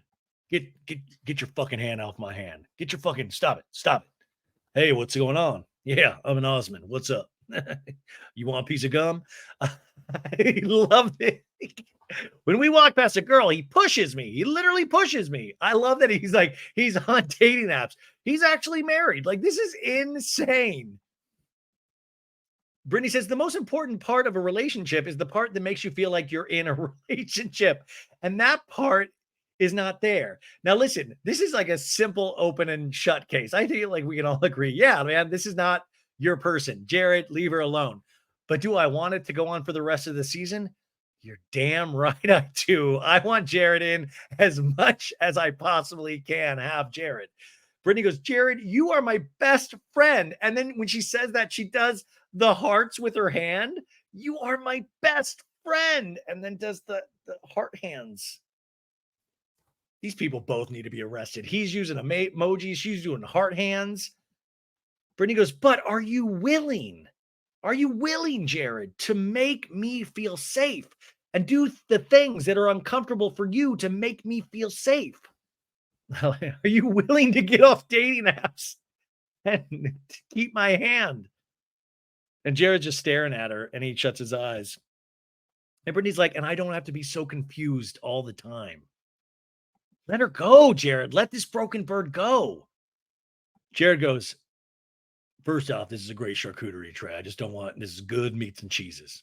And he goes, no, he really goes, I've shown up every day for you, Brittany. And that's not enough. And she's like, that's not answering the question. He's like, I've given you everything I can. I'm here.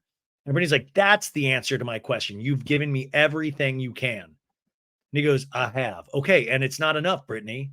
And Brittany's like, so that's a no. And it looks like she has glitter on her eyes, but now she's also crying. And Jared's like, okay. And Brittany's like, it's a no. It's a no. And then he goes, I'm a really good guy, Brittany. It's okay. I'm gonna take this bullet, Brittany. I'm strong enough in my manhood that I'm gonna take this one. He's also wearing like silver man jewelry that looks really fancy, not the kind you get from Alibaba. Jared, this is where the scene ends and they go about their lives. But then this is why they're so toxic. Jared goes, I don't want to lose the relationship. He goes, but you and I just don't understand each other, you know? And Brittany's just staring at him. And he goes, so let's just put a pin in it. And she goes, okay. And he just stares at her. And she's looking down. He's like, God damn, these meats and cheeses. I love it. I love it, Britt. Let's put a pin in this. And let's just. So we move over to Bronwyn's compound and we see her dogs. They're in these very, beautiful pink cardigan sweaters. I mean, probably more expensive than everything that I own. Her daughter walks in, Gwen, and she's like, oh, Bronwyn's like, I've got us fancy cookies. And these are like the fanciest of cookies. Like these cookies look insane. And Bronwyn's like, Gwen's been with my mom and dad in San Francisco for a couple of days. As soon as I came back from Milwaukee, Gwen and I talked. This isn't something I could kind of keep to myself. I wanted to tell her right away, and I wanted her to have some time not with me so that she could have some space to think about it. By the way, what a good mom. Like, go take some time to think without me being kind of present so you can really think about how you feel. Bronwyn says, also, it was really important for me to have some space to center back on the mom that I want to be to Gwen in this scenario. So they sit down with the fancy cookies, and I'm kind of even scared of this conversation, like how intense this possibly will be. And Bronwyn's like, I don't even know what to say, Gwen. It was so bizarre in the airport, sitting there chatting with Lisa. When I told Todd, he was like, I've never even seen a picture of Gwen's dad. I can't believe you just whipped out a picture and showed Lisa. And I wasn't thinking, obviously, I didn't know that they knew each other. And then that spiraled out of control. She's good friends with them. And Gwen's like, yeah, that was the last thing I expected to hear you say when you came back from your trip. Yeah, I mean, by the way, we should have just been talking about the Harley Davidson Museum. Rowan's like, yeah, I didn't even know how to tell you. And then I talked to Lisa, and I know they were excited in that conversation to meet you. And Gwen's like, I mean, when they said that they were excited to see me and they wanted to meet me and like this was like meant to be like whatever, I was like, oh, wow. Like maybe I was right. Like they are excited. They do want to meet me. Like, you know what I mean? But it doesn't really feel like that way now, you know? And Bronwyn says, I know since they expressed interest in getting to know you, the communication between us has been a little rough with them. And Gwen's like, yeah, I mean, I felt like it was a little cold and like I didn't like how they phrased certain things about like if I was ready or not, when I feel like I've always been ready. Like that wasn't me, that wasn't ever ready, you know? It was more on their side that wasn't ready. They didn't really seem excited or like ready to take the opportunity. It was kind of like, well, I mean, I guess we will meet you. Like it wasn't very loving, I feel like, she says. And Bronwyn's like, I understand that. In a talking head, she goes, after Lisa and I made this connection, Gwen wanted to meet them. She was super excited about it. And then we get a text from Gwen's grandmother that says they are looking forward to meeting Gwen, but only if Gwen is in a place in her life where she's ready to accept them. I'm sorry, folks. That's shitty as hell. Get your fucking shit in order. I'm sorry to be so harsh, but that's the shit. Put this on this little girl and her mom, who you were a huge part in doing this to both of them. Like that is the shit. Only if like it's like, oh, you know, putting these rules on something that there should be no rules. It should literally just be at this point open arms, period, and apologies and love. Wild. And Braun was like, and that turned her off. It would turn me off too. But even after the text, I know Gwen wants them so badly to want her. Gwen says, I feel like they had almost 18 years to reach out to me. I mean, they woke up every day and chose not to for 18 years. Like that, this isn't just the first chance they've gotten. And I feel like they've made how they feel pretty clear. And Bronwyn says, and I want to be really clear that I don't disagree with what you're saying. I think your curiosity about your dad is about your dad. And I think it's about putting together the pieces of who you are and who you've come from. And she says, I just think like it's weird. I've seen one photo of him maybe 4 times. Like that's not normal. And Bronwyn's like, yeah, it's the only picture I have. And she goes, I know. And Bronwyn's like, so that's the only picture I can show you. And Gwen's like, but that's like just weird.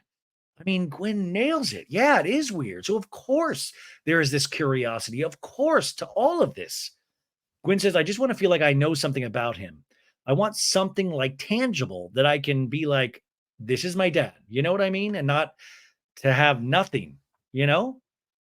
And Bronwyn's just listening. Gwen says, like, I can't do that unless I meet them or have a relationship with them because they're the people that like know him best, you know? And Bronwyn just kind of sighs. Pause. And Bronwyn's like, I really thought when you were born that if you didn't ever want anything, if I was like a perfect parent, that you wouldn't miss something you didn't have. I kept saying to myself, it's not like he was here and then left. He was never here. It was always just you and I, right? It was more than enough for me, Bronwyn says. And so I felt like maybe I could figure out a way to make that enough for you. And I don't think that was fair to you, Gwen. And she's crying. And this is, I'm sorry, but she's saying all the right things. I mean, this is, even accepting blame herself, going, I thought this, but this could potentially be wrong. And Bronwyn's like, of course you're going to feel an absence. Of course you're going to feel like I don't know a whole half of me, right? And Gwen just very composed for an 18-year-old. I mean, just very poised. In a talking head, Bronwyn's like, Gwen is the only individual in this scenario who didn't make any choices.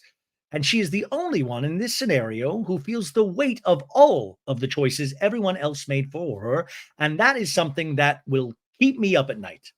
That will bother me. Damn. Bronwyn goes, you deserve to hear about your dad from his family, who loved him, who knew him, who has all the information for you. And she's like, uh-huh. Gwen's like, uh-huh. And you can't really tell what she's thinking. Bronwyn's like, I don't want to push you into it. And Gwen's like, that's why I'm so conflicted, because I don't like the way that it's happening. But also, I don't want to be disappointed in myself that I didn't take the opportunity later on. And Bronwyn's like, I know. I mean, hats off. 5-star scene. What? I mean, I can't. I'm so impressed with Gwen. I'm amazed with Bronwyn. I mean, have we met is this a perfect house? I feel like I'm jinxing it, but is this potentially a perfect housewife? Are we getting no notes for Bronwyn this season? I mean, she has the kookiness, she has the realness. I mean, these are just beautiful scenes, you guys. And now let's ruin it with a group scene. We pull up on some like dirt road. We see Heather get out of her car, Lisa get out of her car. We see like we're at Zipline, Utah, and some guy's like, you excited? And Lisa's like, of course we're excited. And Heather's like, it feels windy. And Brittany's like, hey, girlies, getting out of her car. Everybody's greeting each other.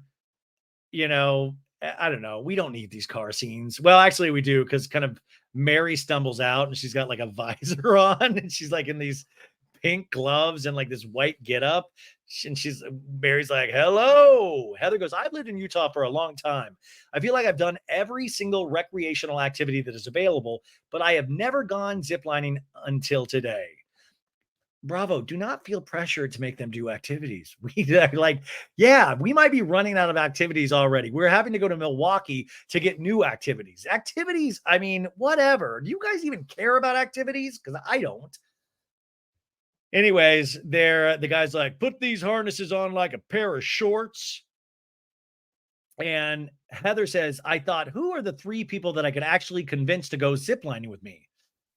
The girls are still getting, gloved up. And Heather goes, I came up with Mary Cosby, the great outdoorsman. Oh, so funny, Heather. And we flash back to the first season when Mary is going down in some of the salt, like some of the Utah rock caves when she was going down and she like hit herself on the rocks. I forgot about this entirely. And then Heather goes, Brittany, of course, up for anything. And we see her from the other ropes course earlier in the season. And then Heather goes, and Lisa likes everything Barlow. Lisa in a talking head goes, why do we have to bond over like near death experiences every time we're together? So they take them in this vehicle up to the top, and this vehicle's all dirty. And Mary's like, oh, Lord, this hasn't had a bath in 10 years. I would love to know what Mary Cosby thinks this smells like. Like, if Angie's car, beautiful car, smells like onions, this piece of shit, what if she's like, this smells like roses? So there's a lot of mud. Everybody's like, oh, we're going to get muddy. The cars, like the little vehicles, like bumping and they're all screaming through the bumps. They're like, it's crazy. Oh my God. So Mary says in a talking head, why did I wear white? What was I thinking? I ate it. I ate dirt. She has dirt all over herself. Heather has chunks of dirt all over her lips, and it continues. Heather never removes the dirt from her lips, so much so that I almost think she did it as like a bit, because I'm like, why at any point for the remainder of this episode would you not look in a fucking mirror and go, let me remove the shit from my lips? And Mary goes, at least I don't have mud all over my teeth like Heather does. Mary, you sly devil. Anyways, Heather looks at the zip line going, I can't do it. I can't do it. I don't know, you guys. It's zip lining. It's really not scary. And Mary's like, just use your muscle mass. Which was that like, is that like a shady Mary Cosby moment? Like, just use your muscle mass. Was that like a weight thing? What is that? I don't know. I don't know if that was Mary being shady, but use your muscle mass. So, anyways, they're all hooked up to the zip line, and Mary's like, I'm scared, I'm scared, I'm scared, I'm scared. I'm scared. And Lisa's like, I'm scared. And Heather's like, with like dirt all over her face. And Heather's like, I can't watch. I'm closing my eyes. And they're like, 3, 2, 1, go. And you guys, they're zip lining. Just imagine they're just zip lining over this huge Salt Lake Mountain over water, all four of them at the same time. And Lisa Barlow dies. She falls. It's so dry. No, they all make it. It seems easy and fun. I'm sorry. Mary Cosby makes it, and Brittany's like, "Did you like it?" And Mary's like, "I loved it. I loved it. I loved." She goes, "I loved it." In a talking head, Mary Cosby goes, "This took me out." She goes, "Every time I get a chance to zip line, I do it. I love it. I've zip lined in Jamaica. I've zip lined on a Disney cruise. It just feels liberating and it's fun." And she goes, "And it's fun." I had no clue this girl was addicted to ziplining. She ziplined on a Disney cruise. She ziplined in Jamaica, Aruba, Jamaica. Oh, I want to take Mary Cosby to ziplining Disney cruise. Oh, our pretty mama, Key Largo. Why don't we go ziplining with Mary Cosby, Jamaica? That's insane. Mary Cosby goes, I love it.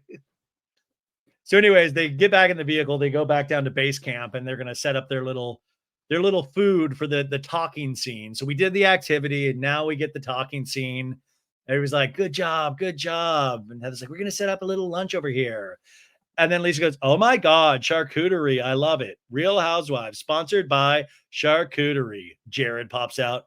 I love meats and cheeses. Hey, Britt. Hey, bestie. What's going on, girl? They set up a table and chairs, and Mary's like, this is where we're eating? Like, we're really roughing it today. Mary and a talking head goes, why are they pulling everything out of the trunk? So we see this whole setup, and Mary's like, what are we doing? What are we even doing? And the producer goes, Mary, how often do you tailgate? And Mary's like, tailgate? What is that? You mean like we cook our food at the, huh? Like when we have like our ribs and a barbecue and stuff? Yeah, tailgating, Mary. But I love that she potentially does. I would tailgate at Mary Cosby's church. Anyways, Heather goes, Brittany, I brought you something as a gift. and it's like a unicorn jewelry tray. And Brittany goes, "What in the world? You did not a unicorn?" And Heather's like, "That is for you to remember that you're a strong, magical unicorn. I know you like unicorn gifts." And Brittany, Mary Cosby's face is like, "No way." She's so engaged. She's like, "No way, a unicorn jewelry tray?"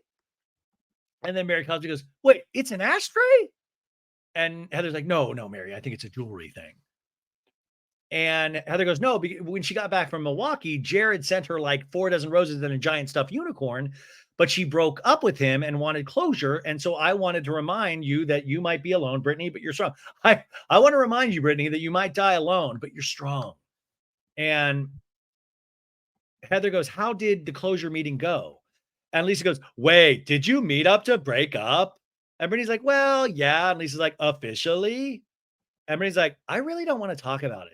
I'm really kind of upset about it, actually." And Lisa's like, "You're upset about what?"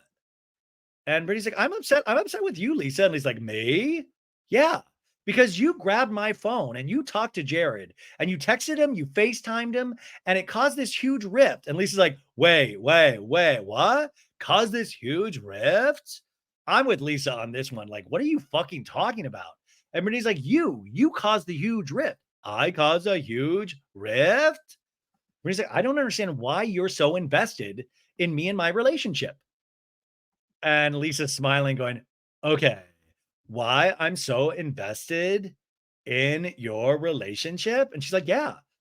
And Lisa's like, "I don't understand why you would be mad at me because Jared's upset with you because we called him out for his bad behavior." And Brittany's like, "But you did it on my behalf." And Lisa's like, "Listen, and we were laughing about it and we had the best time." And Brittany's like, "But you were so mean to him. And it was someone that I cared about." And Lisa's like, "He deserved it." And she's like, "How do you know?" "Because he was manipulating you. He was literally like writing over and over again, 'Bestie, you're not even his girlfriend.'" And Brittany's like, "I was his girlfriend. He just liked to be private about it. He just liked to, this can't be real. This can't be real." And Lisa goes, "No, he's not private about it." And Mary is eating something and literally just bursts out laughing. She goes, and it's such a genuine, beautiful laugh. Am I falling in love with Mary Cosby? Is she my new Sutton? What is happening? What is, I need 2024 to be over immediately. Lisa goes, "He is like somebody that I would run from." "That's not fair. Don't talk about me when I'm not there, Lisa Barlow." Lisa Barlow? Brittany goes, "Lisa, I just want to be in a good space with him where I can at least be friends. And what you did might have ruined it forever."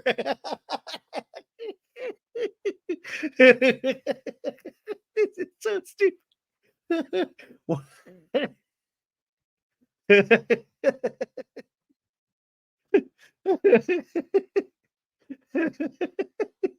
It can't be.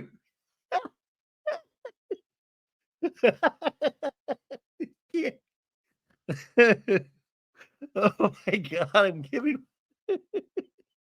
Oh my God. Lisa goes, "Oh," sorry. Lisa goes, "Okay, I'm so confused right now. Brittany, you were just thanking us all for like building you up in Milwaukee, and now you're mad at me for having a backbone for you. Thank God I took over your phone, or you'd still be in this horrible relationship." Brittany goes, "Stay out of it. It's none of your business." And she's like, "Fine, I'll stay out of it. It's none of y'all's business." And then Mary, with a mouthful of food, goes, "Leave us out of it." And Brittany goes, "Gladly." And Mary's like, "Because you're wasting a lot of time about this." And Brittany's like, "I will 100% leave you out of it. By the way, what if Jared Osmond takes a fancy to Mary? Like, 'Hey, Mary, it's me, Jared. Me and Brittany, we're just friends. There's nothing there. But can I call you? Can I get a hug, Mary Cosby? Please? Me, Jared."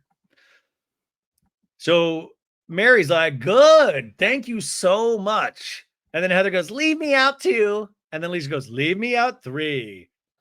And Mary's like, "Nobody got time for this." And Brittany's like, "Okay, great. You, you know what? Let's just enjoy the day." Moving on, Brittany says. So Brittany goes, "So Heather, how are your girls?" And she's like, "They're good." "Oh, Mary, you saw Georgia at the dance class." And Mary's like, "I did." She said so much fun. And Mary's like, she's so sweet. And Brittany's like, you saw Georgia? And Lisa's like, where did you see Georgia? And Mary's like, oh, I don't know. The wind blew her to me and I blew it back. And Brittany's like, how did you see Georgia? I'm confused. And Mary's like, I just said it through the wind. The wind blew us together. And then Heather like goes, well, George is in a professional dance group and Mary was there at the class. Everybody's like, oh my gosh, that's cool. And Heather's like, right, Mary, is that kind of what it was? And Mary's like, no, I said wind, Heather. The wind. Wind brought us together. Solar wind energy. Lisa goes, so how did you end up at George's dance class? And Mary's like, I was just there for the sake of it. I was just there because this bullshit filming. She goes, trying to get a workout. And they're like, and Lisa goes, trying to get a workout? And Mary's like, little bit. And Lisa's eating the cracker, and I think she's trying to hold in a laugh. And then Lisa goes, what style of dance is it? Is it like hip hop? Classic? And Lisa goes, and Mary goes, it was hip hop. And then Brittany's like, so many secrets going on. And Lisa's like, I know. Is it like secretive? And Brittany's like some clandestine dance class? No, Brittany, it's not your relationship. It's just a dance class. And then Mary goes, I was with Angie. And Lisa goes, oh, fun. Oh, fun. And they're just eating crackers. And Lisa goes, I haven't talked to Angie, not since Milwaukee. And Mary's like, why haven't you talked to her? Why haven't I talked to Angie? I don't know. And Mary's like, are you upset at her? Because last I've seen, you were calling her the B word. And Lisa's like, in Milwaukee, I felt like she wasn't being a very good friend. And I said it. I don't think you're a good friend. I said it. And Mary's like, yeah, but why? There has to be a why. And Lisa goes, I can talk to Angie about it. And Heather goes, well, because she's kind of being snarky about Lisa behind her back. And Lisa goes, she said I'm a bad mom. She insinuated I'm a bad mom. That's like the lowest blow. And Brittany's like, that would piss me off so bad. And Lisa's like, you want to talk about like not coming from anything? Like not coming back from anything? That's where you go when you don't want to come back. And Brittany's like, 100%, it hurts. It hurts the most. The stakes are the highest with your own kids. And Lisa's like, when Heather told me, I cried. And Mary's like, oh, Heather told you. Well, why didn't you contact her and ask her, did she say it? Mary Cosby making the most sense out of anybody on this network. Why didn't you directly call the person to make sure they said what Heather said they said and what she meant about it instead of playing this game of telephone? And Lisa's like, she can call me and tell me what her new issue with me is. And Mary's like, well, you're dealing with somebody else said. If you cried about something, you address it, and then not, you got to address it. And Heather goes, well, I just think it took you by surprise, Lisa. And Lisa goes, I was shocked that she would say something about you. And then Mary turns to Heather and goes, well, it also feels like that you champion Lisa. And Heather goes, I do champion Lisa. All the while, she's got this mud shit on her face, on her lip the whole time. And then Mary goes, but you known Angie since high school, Heather. And Heather goes, yeah, I champion Angie as well. Oh, Heather on the ropes. Ooh, getting called out by Mary. Oh, well, yeah, I champion Angie as well. But in this situation, I'm on Lisa's side. Mary in a talking head goes, I noticed that Heather says things that very hurtful. She's always in the middle of something, but yet she hides her hands. She'll say stuff, but then she's standing there like she's the innocent one. Oh, Mary got Heather Gay's number. Holy shit. This is my usual suspects moment where I'm like, Mary has seen everything this entire time. She was just pretending to be a buffoon. Mary in the scene goes, you've known Angie way longer than any of us, Heather. Heather goes, it doesn't mean I don't love and support Angie as a person and as my friend. I think Angie just kind of taken Lisa for granted, and she's kind of in this mode where she feels like she wants to change the terms of their friendship, but she hasn't really informed Lisa of how that's going to happen. Heather just over explaining now. Heather and she's just critical and snarky. And then Mary goes, that's kind of two-faced, Heather. Oh, and there's a shot of Heather with like mud on her eyebrow, mud on her lip. Dirty Heather, caught in the stink in the mud, busted by Mary Cosby of all people, calling you out. That's kind of two-faced, Heather. And it goes, I don't feel like it is. I would say everything I'm saying right now, right to Angie's face. And Mary goes, oh my God, here we go. My thing is with you, Heather, I feel like you leave a trail of lies. And Heather does the zoinks and like is rocked by it. She actually moves back. It's like when Mary said she looked inbred last season, like zoinks, like Mary got her. And Mary continues, like the black eye. And we flash back to Meredith going, what's wrong? And Heather taking down the glasses and seeing the huge black eye with Jen Shaw there. And her saying, I don't know how this happened. And then Mary goes, then the fact that you champion body positivity, and now that's a lie too. And then we see a headline, Heather Gay calls body positivity a big lie. Real Housewives of Salt Lake star doesn't feel valued until Ozempic fueled weight loss plus how many pounds she's lost. And then another Daily Mail headline, slams critics of Ozempic, it's better to not be overweight.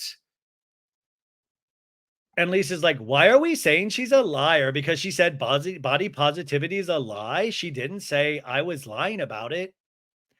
And Heather's like, it wasn't about me. I'm saying the fact that people say that they really champion people with different bodies. But the truth is they champion people with beautiful bodies. And Brittany's like, yes, girl. And Heather's like, the truth is really, they all want you to be skinny.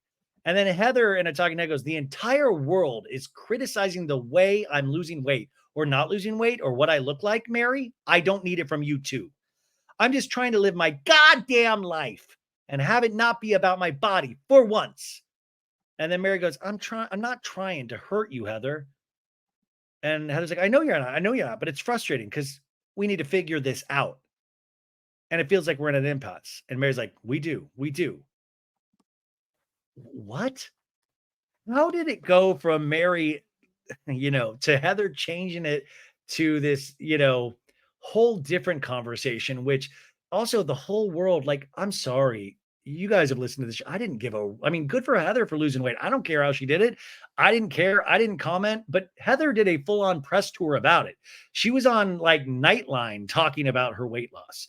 It's probably going to be one of the focuses of her book that will be released very soon. So it's kind of one of those housewife pivots of this will now be content. This will be a storyline, but also Heather looks great. She looks great. That's neither here nor there for me. So this, like, I'm just trying to live my goddamn life. Great. We're talking about you being two-faced. Mary legitimately called you out on something. We're changing the conversation to something completely different. This felt like not staged, but like we have to bring this up because it just didn't make tons of sense to me, but a weird ending. Anyways, we hear next time on The Real Housewives of Salt Lake City. And we see Mary Cosby telling Angie K to twirl. And Angie K lets us know that her and Sean are celebrating their 25th wedding anniversary. And the theme, Mob Wives. Of course it is. And we see Bronwyn showing up going, I was going for like my Todd father died and I'm still mourning him. And then Mary talking to Heather saying, you love to make stuff up that I don't say. And Heather getting into Mary's face going, I don't love to make stuff up. And then Whitney telling Lisa, he verified that you are the one that fed the information. And Lisa going, I did not do that. Shut the fuck up about that. And then Lisa talking to Justin, Whitney's husband, where John Barlow is right next to Justin's husband. And Lisa yelling, you have to deal with the lies and sift through the shit. And Justin going, don't call my wife a liar. She's a liar, Justin. She's a liar. And Justin like kind of charging a little bit and John having to push him back a hair. I don't know. Is this real, you guys? Some of this, really? Wow. Next week's episode already is going to be amazing. That is this week's episode. You guys, we did it. Man, I didn't think we could get through it, but we did. Thank you for being here. Also, remember to go listen to that pop culture roundup I did because there's a lot of good stories in there. Um, Tons of Bravo stuff, tons of pop culture. So go check that out if you haven't. Double Trouble today on a Friday. And then Saturday, we'll have the Real Housewives of Orange County. Have a great start to your weekend, folks. And remember, if you get a chance, leave a 5-star review on Apple Podcasts and Spotify. And that's it, folks. Have a great Friday. Bye.